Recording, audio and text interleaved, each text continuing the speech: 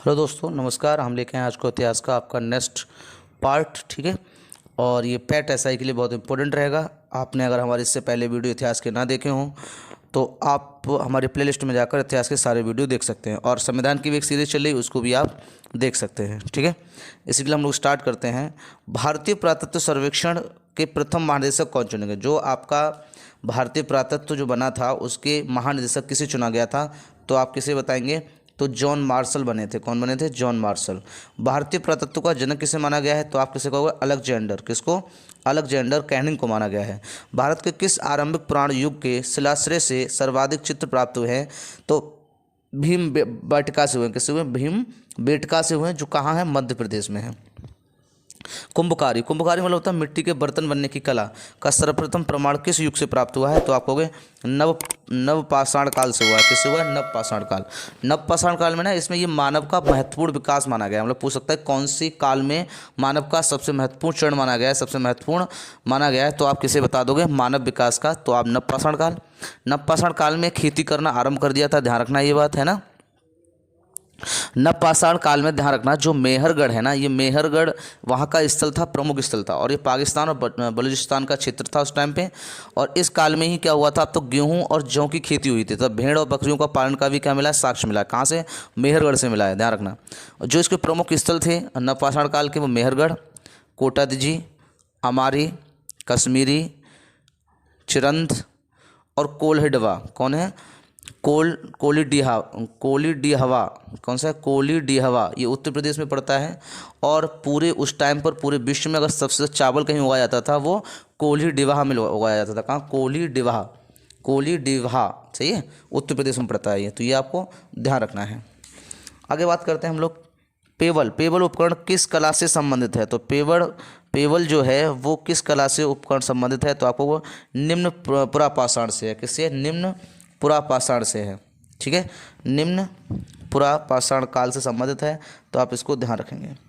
ताम्रवती के नाम से कौन सी संस्कृति प्रसिद्ध है? तो आहार संस्कृति प्रसिद्ध है। माइक्रोलिथिक औजार किस काल में संबंधित हैं? तो मध्य पाषाण काल से हैं। किससे हैं? मध्य पाषाण काल से। मध्य पाषाण काल में लकड़ी के हत्थे व हड्डियों के हत्थे भी के साक्ष्य मिलते हैं। इसके प्रमुख जो स्थल थे मध्य पाषाण काल के, वो आपका लंगनाचदा जो गुजरात में है, आदमगढ़ था मध्य प्रदेश में, और वागौर जो है वो राजस्थान में था। ठीक है, ध्यान रखना। और आदमगढ़ व वागनौर से पशुओं के प्राचीनतम साक्ष्य मिले हैं, यानी कि वहाँ पर ये लोग क्या करते थे? पहले पशु पाला करते थे। क्या पालते थे? पशु। ठीक है, ध्यान रखेंगे। बेलन घाटी से प्राप्त औजार किस काल से संबंधित हैं? तो बेलन घाटी से जो औजार प्राप्त हुए हैं वो निम्न पुरापाषाण काल से हैं। किससे हैं? निम्न पुरापाषाण काल से हैं, ध्यान रखना है। मानव की आखेटक और गद्य खाद्य संग्रह यानी फूड की अवस्था किस काल से जुड़ी है? तो पुरापाषाण से जुड़ी है। किस जुड़ी है?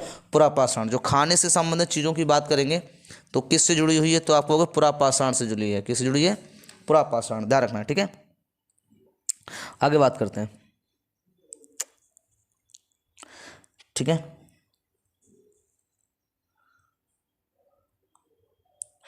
ताम्रपाषाण कालीन संस्कृति में महाराष्ट्र के लोग मृतकों को घर के फर्श के नीचे उत्तर दक्षिण दिशा में रखकर दफनाते थे। ध्यान रखना, कौन से में?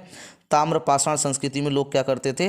जो महाराष्ट्र के लोग थे वो मृतकों को फर्श के नीचे उत्तर दक्षिण में दफनाते थे ना। उत्तर की तरफ सर होता था उनका, और दक्षिण की तरफ क्या होते थे? पैर होते थे। ठीक है, भारत के दो सर्वाधिक प्राचीन ज्ञात मध्य पाषाणकालीन स्थल कौन से हैं? तो मेहदा और सरायनहार। कौन है? सरायनहार। आधुनिक मानव होमो सैपियंस का प्रादुर्भाव कब हुआ? तो उच्च पुरापाषाण में हुआ। कब हुआ? उच्च पुरापाषाण काल में। कौन से काल में? उच्च पुरापाषाण काल में, ध्यान रखना है। देखिए, उच्च पुरापाषाण में इस काल में मानव ना समुदाय जीवन जीने लगा था। समुदाय मतलब एक साथ रहने लगा था। सबसे पुराना चित्रकारी जो है वो प्रमाण भीमबाटका से मिला है इसी काल में। पत्थर के ब्लेडों से उपकरण बनाने लगे हैं। पत्थर के जो उन्हें ब्लेड बना लेते थे उससे क्या बनाते थे? वो उपकरण बनाते थे। और इस काल के प्रमुख जो स्थल थे वो बीजापुर था, इनाम गांव जो महाराष्ट्र में पड़ता है, और बेलघाटी उत्तर प्रदेश। ध्यान रखना, ये बेलघाटी ये उच्च पुरापाषाण में मिली थी। ठीक है, उत्तर प्रदेश में बेलघाटी। और आधुनिक प्रकार से मानव का जो विकास है वो इसी मानव ना आधुनिक रूप में अगर मानव आने लगा था तो वो कौन से काल में आने लगा था? तो आपको वो उच्च पुरापाषाण काल में आने लगा था। ठीक है, क्वार्टजाइट पत्थरों के नाम पर चेस्पर चार्ड आदि के पत्थर सर्वप्रथम कब प्रयुक्त हुए? तो मध्य पाषाण काल में हुए थे। कब हुए थे? मध्य पाषाण काल में। अग्नि का उपयोग करना मानव ने सर्वप्रथम कब सीखा? तो नव पाषाण काल में सीखा। कब सीखा? नव पाषाण काल में सीख लिया था। भारत में जीवांश में एकमात्र प्रमाण कहाँ मिला? जीवांश का एकमात्र मिला था, उस शिवालिक की पहाड़ियाँ मिली। हिमालय पढ़ाएंगे आपको अलग से, उसमें शिवालिक की पहाड़ियाँ हैं, वहाँ से मिलता है। भारतीय उपमहाद्वीप में कृषि के प्राचीनतम शास्त्र कहाँ से मिलते हैं? तो हम बता चुके हैं आपको कहाँ से मिलते हैं, मेहरगढ़ से मिलते हैं। कहाँ मिलेंगे? मेहरगढ़। और मेहरगढ़ कहाँ पड़ेगा आपका? बताओ। मेहरगढ़ अभी हमने बताया भी था, मेहरगढ़ कहाँ पड़ता है?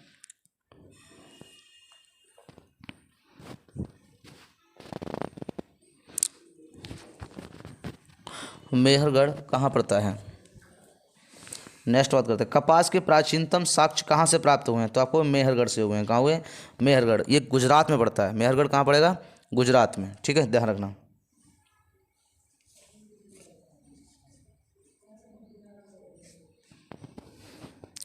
और भीमबाटका कहाँ पड़ेगा? तो आप बताओगे एमपी में।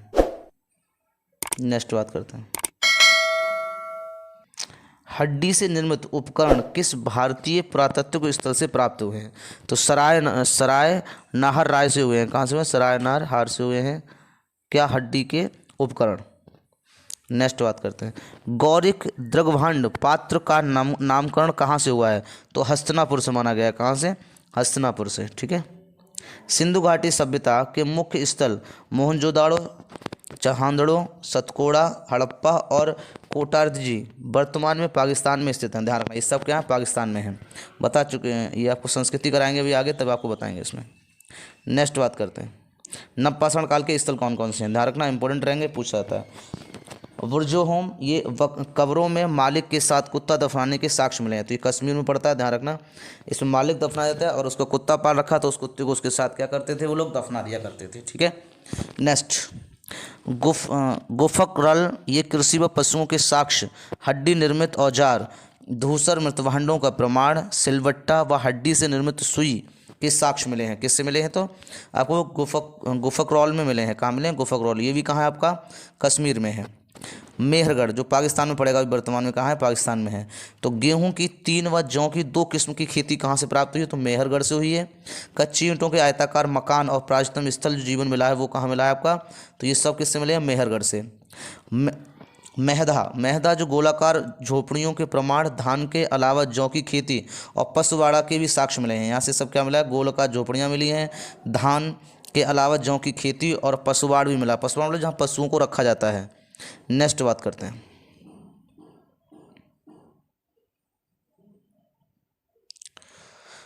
कोल्डे हवा, ये धान की खेती के प्रमाण प्राप्त हुए हैं, जो धान की खेती का भारत में ही नहीं बल्कि विश्व के सबसे प्राचीन साक्ष्य माना गया है।